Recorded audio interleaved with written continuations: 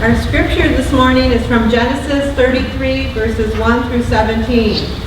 Jacob looked up, and there was Esau coming with his 400 men. So he divided the children among Leah and Rachel and the 2 female servants. He put the female servants and their children in the front, Leah and her children next, and Rachel and Joseph in the rear. He himself went on ahead and bowed down to the ground 7 times as he approached his brother. But Esau ran to meet Jacob and embraced him. He threw his arms around his neck and kissed him, and they wept. Then Esau looked up and he saw the women and the children. "Who are these with you?" he asked. And Jacob answered, "They are the children that God has graciously given to your servant." Then the female servants and their children approached and bowed down next. Next, Leah and her children came and bowed down. Last of all came Joseph and Rachel, and they too bowed down. And Esau asked, "What's the meaning of all these flocks and the herds that I have met?" And the reply was, "To find favor in your eyes, my lord," he said. But Esau said, "I already have plenty, my brother. Keep what you have for yourself." "No, please," said Jacob. "If I have found favor in your eyes, accept this gift from me. For to see your face is like seeing the face of God. Now that you have received me favorably, please accept the present that was brought to you. For God has been gracious to me and to all I have, and I have all I need." And because Jacob insisted, Esau accepted it. And then Esau said, "Let us be on our way. I'll accompany you." But Jacob said to him, "My Lord knows that the children are tender, and that I must care for the ewes and the cows, for they are nursing their young. If they are driven hard just one day, all the animals will die. So let my Lord go on ahead of his servant, while I move along more slowly at the pace of the flocks, and the herds before me and the pace of the children, until I come to my Lord in Seir."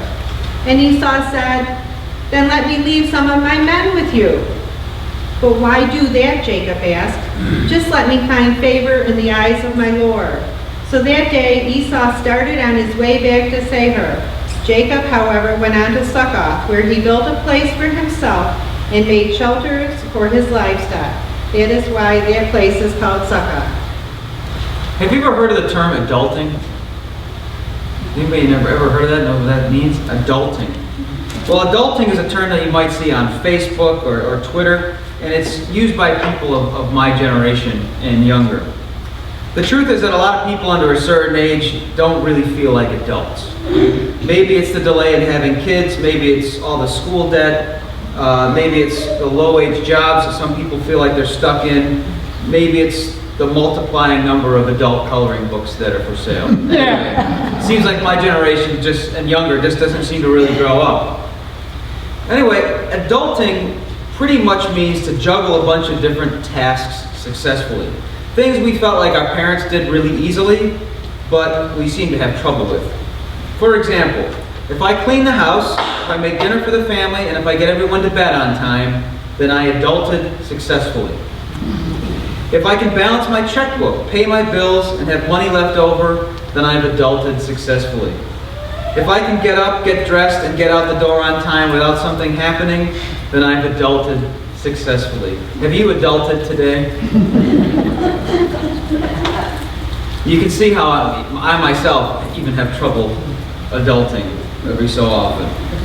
Some in the older generations say this is a symptom of the lack of maturity or even a lack of ability of my generation and younger.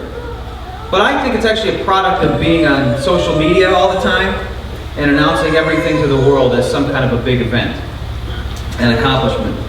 Because it's always been true that being an adult is harder than being a child.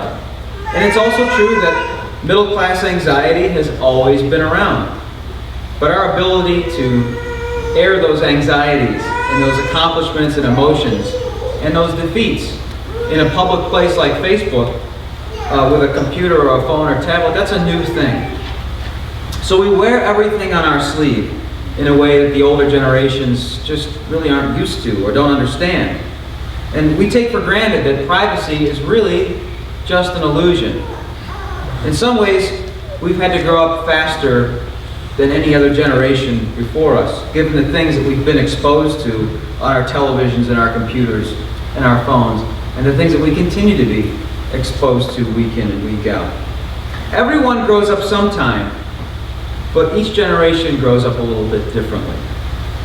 In our sermon series over the last couple of months, we've witnessed the growth of Jacob from this cheating scoundrel into a man of God.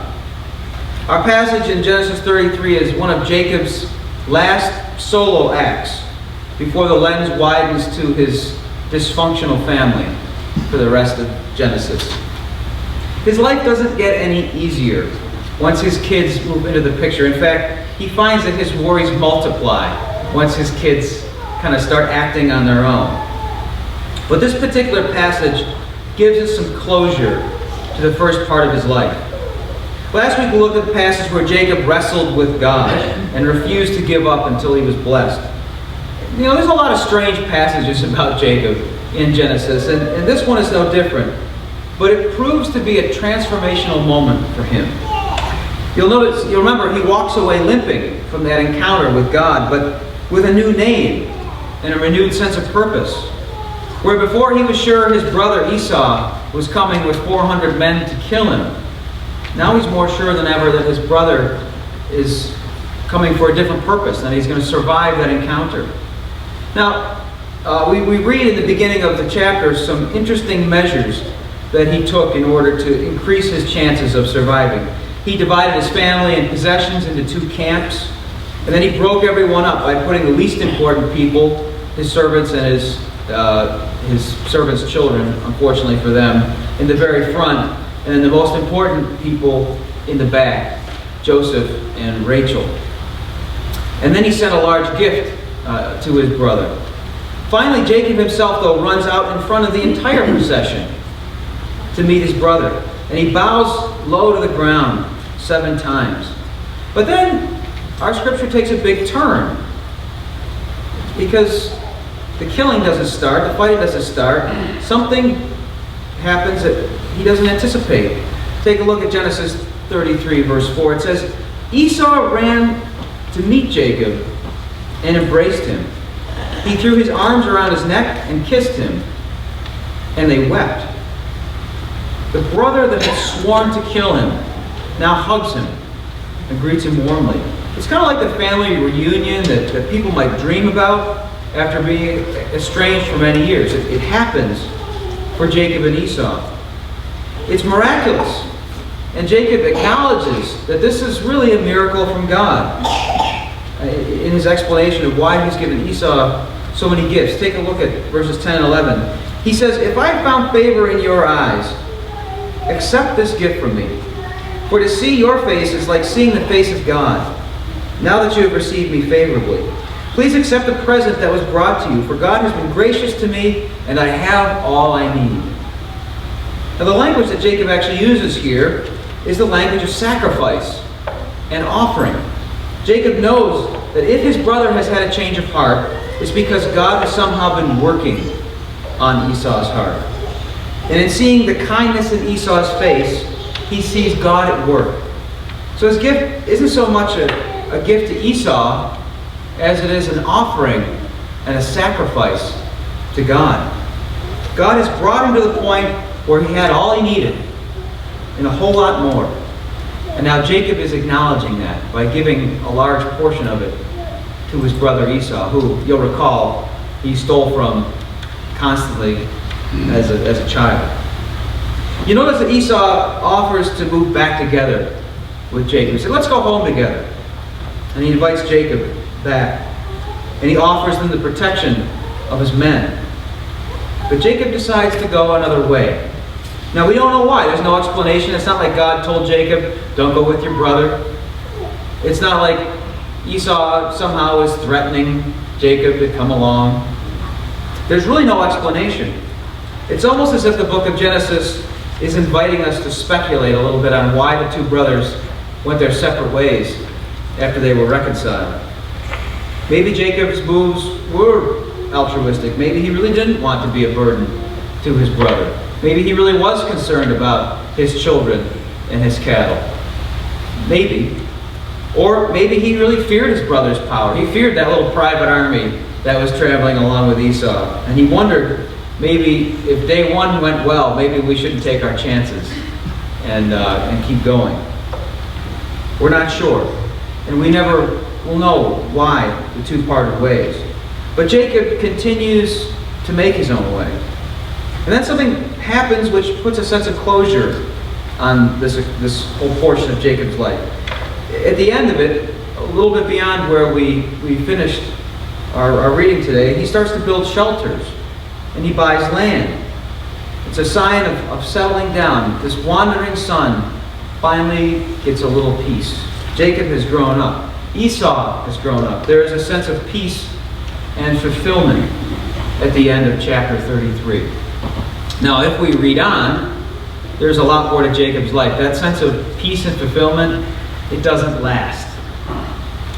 But you'll notice that Jacob's tone, the tone in which Genesis talks about Jacob, is very different after this. He becomes the fatherly figure, trying to keep his family together. It doesn't mean he's perfect. He still makes a lot of mistakes. But it does mean that Genesis treats him with a little deference going forward. So as we survey Jacob's life to this point, the question really for us is, if we're going to really relate to this, what's in it for us? I mean, other than learning some Old Testament history. Well, our sermon series has morphed on a series on wisdom and patience. I really plan to make this kind of a humorous series on honesty, about being honest with God. And I kind of imagine this in the thread of kind of Larry David, Curb Your Enthusiasm type of thing. But given the events of everything that's been going on in our country, and just the way I read these passages over these last months, it's really become a series on wisdom and patience, two of the keys to Jacob's life. And I think that we need wisdom and patience. I think in a reactive world, those who ask God for wisdom and wait patiently are the ones who ultimately prevail. Eventually, no matter how long it takes, when we're faithfully listening and obeying God, God's plans do come to pass in our lives. And sometimes the way God's promises come to pass in our lives are maybe a little different than we expected. You know, I imagined that I would be a pastor, but I had no idea that I would end up as pastor of my home church in Niagara Falls. I had no idea that my kids would go to Newport schools. I had no idea the kind of circuitous journey my life would take in getting to this point. And I'm sure that in looking back, you can say the same thing about your life. You can probably also look back and see the places where you could have done something differently or made a different choice that would have really affected your life. Maybe you have a sense of regret, but really there's no time for regret in looking back. Because we see within Jacob's life and within our own lives, there are lessons that we can learn, that we can always listen to God better. We can always trust better. We can always obey better. Instead of worrying constantly about things and trying to do things on our own. As it says in Proverbs 3, 5, and 6, trust in the Lord with all your heart, and lean not on your own understanding. In all your ways submit to Him, and He will make your path straight. We hear that verse a lot, but it's a verse that we need to memorize, that we need to really say to ourselves and pray when things are difficult and when there are things that we don't understand going on in our world. Our God is a creative God. The evidence of the power of God's creativity is all around us in creation.